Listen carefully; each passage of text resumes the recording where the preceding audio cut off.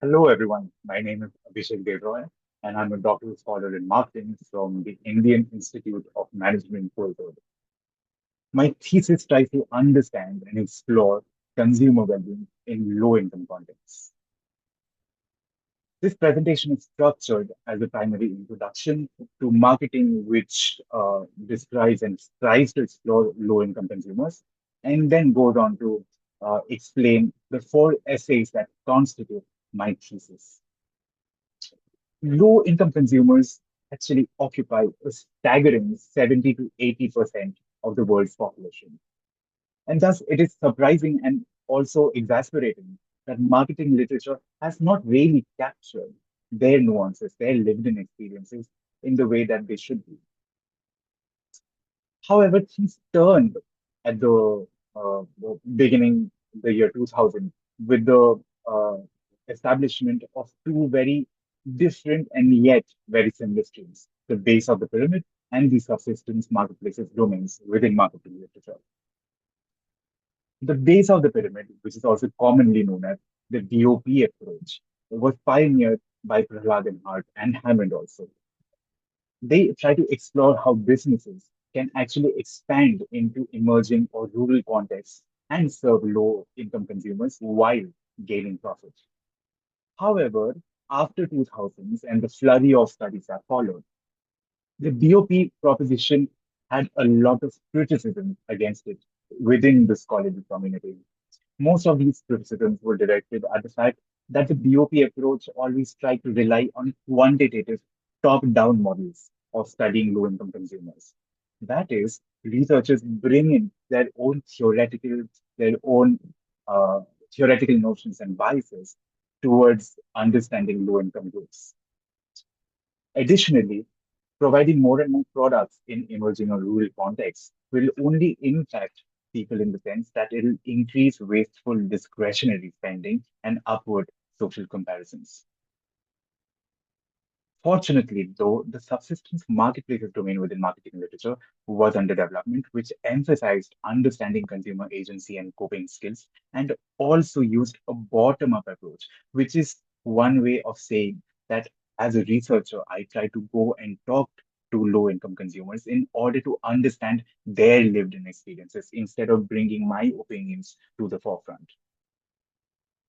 The key features of subsistence marketplaces approach was a bottom-up focus, a strength-based perspective. That is, how do we understand the coping mechanisms and the strengths of low-income consumers born out of living the experience of poverty.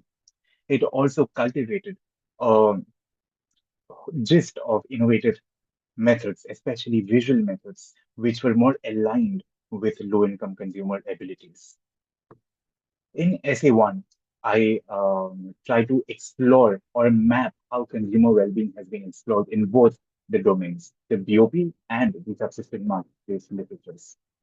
In essay two, I try to understand how a negatively construed element of the retail environment, that is crowding, the number of customers at a retail store, it actually turns into a positive heuristic or a positive cue for low-income consumers. I term this as value affordances.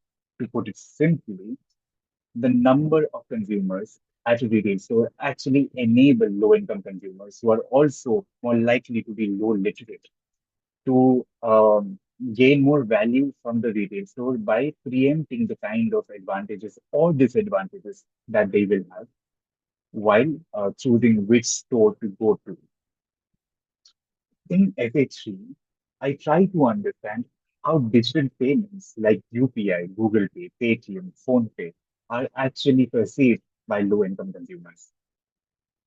In fact, it is surprising that India actually accounts for around 50% of the global digital transactions. And yet, for the 925 million people within the country who earn below $3,000 per year, only a quarter of them have adopted the UPI digital payment system. This goes to show that access doesn't always equate to adoption. And it was very much imperative to use or dispense a qualitative method in order to understand why people are not adopting UPI even when they do not have the critical banking or financial infrastructures easily available to them.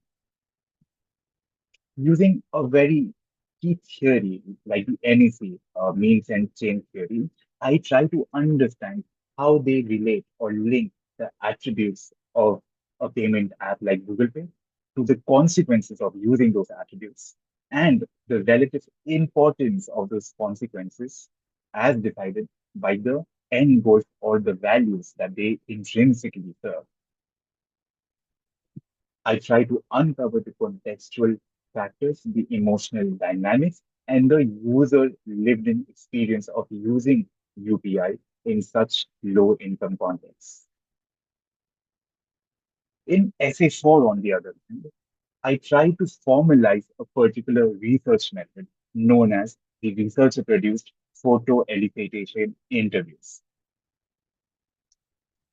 I do this because I understand that low income consumers do not have access to quality education, do not have access to resources in order to put all their children in schools.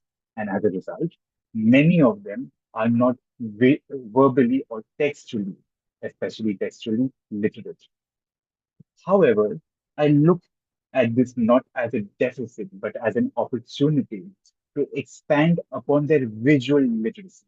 And I implore researchers and marketers and companies who want to gain data from this particular demography, which constitutes 70% of the world's population, to actually align their work with their visual literacy instead of depending on conventional research methods which have been dispensed in affluent contexts.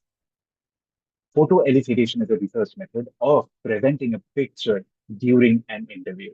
It allows low literate, low income participants to actually authentically represent their lived in experiences. Collectively, all the four essays in my thesis actually contribute to the understanding that low income consumers, in their own right, have adaptive intelligence and resilience. I want to implore upon the practitioners and researchers alike to look at low income consumers for their capabilities and not resource scarcities. Basically, for practitioners, I request them and I want them to understand that environmental or technological stimuli are not a monolith, but rather are contextually and socially embedded. My research has been supported by my research advisory committee, Professor Geeta Mohan, Professor Gladys Keaton, and Professor Deepak Vidyanathan, and I thank them for their immense support. I also would like to thank my thesis evaluation committee chairperson, Professor Deepak Kumar, for his insightful reviews and support during this time. Thank you.